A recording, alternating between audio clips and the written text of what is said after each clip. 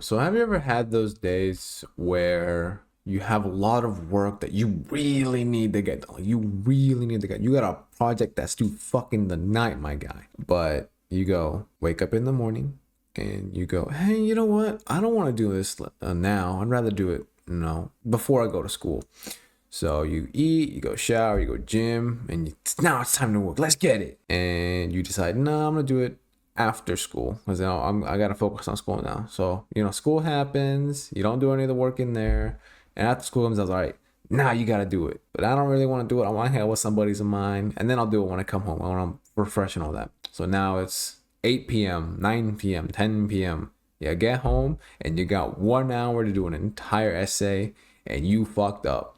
And it's your fault. Hello everyone, my name is Jonathan Aquino, and I help teach the next generation. And what you just experienced is something that I have experienced a lot before, and it's called procrastination.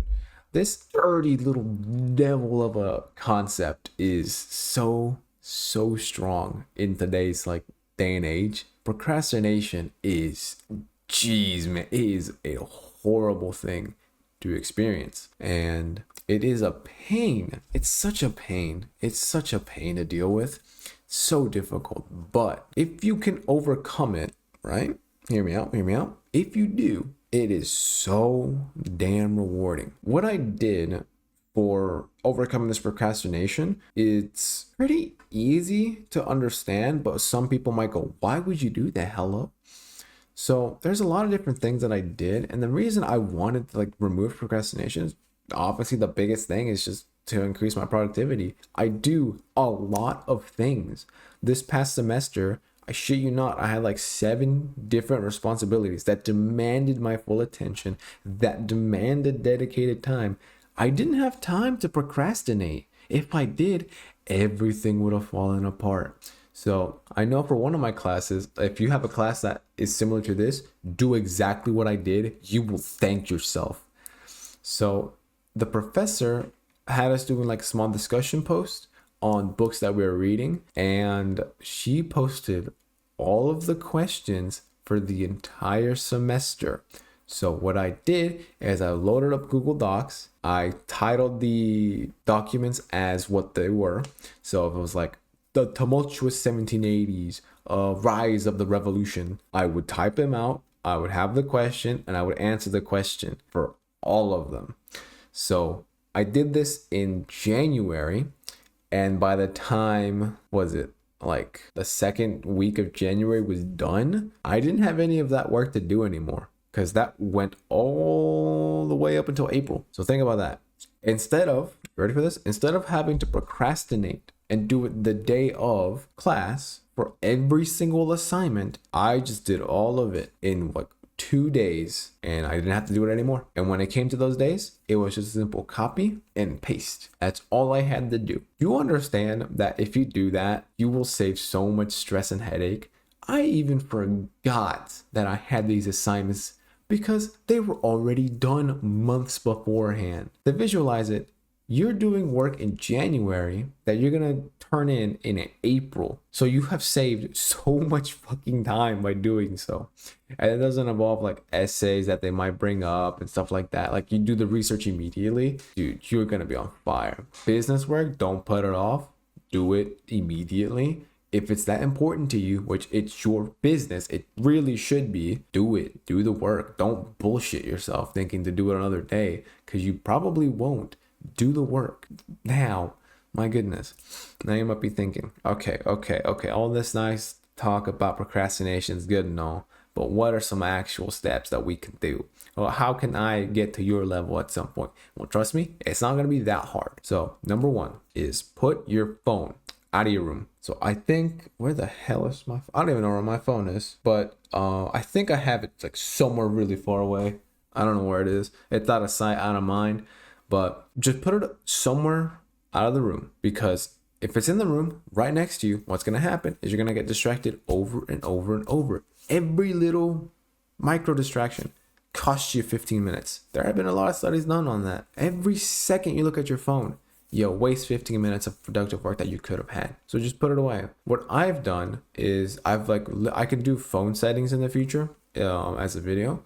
But basically, for me, the phone doesn't turn on when I pick it up or touch the screen, because sometimes you can touch the screen and it'll do something. It won't turn on. I don't get any notifications anymore.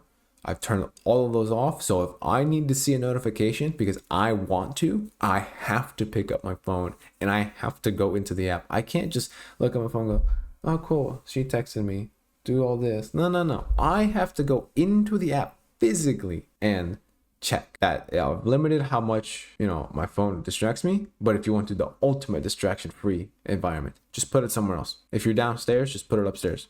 And just forget about it. But what if my friend... No. Focus on your work.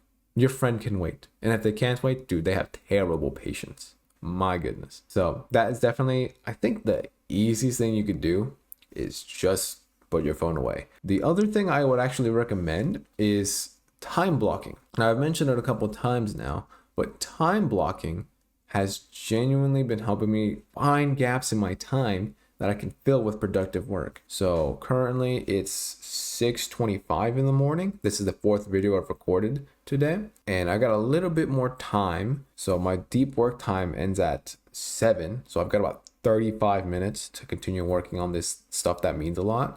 And then I'm gonna eat, and then I got my to-do list, and then I got my gym, then lunch, and then free time, coursework, etc., etc. I have dedicated time slots. Now you might be thinking, okay, well, what the fuck does that mean with procrastination? I have specific time slots that stuff happens instead of, I guess I'll do the work now. Like, that's genuinely what you need to do. You need to time block, put it on your calendar. I'm gonna do this work at this time. And if I don't, I'm stupid. Just that's how I do it. I had it very clearly. Do this assignment this time and dedicate your time to that assignment for that time. Simple as that. It's not that hard, but a lot of people don't want to do it.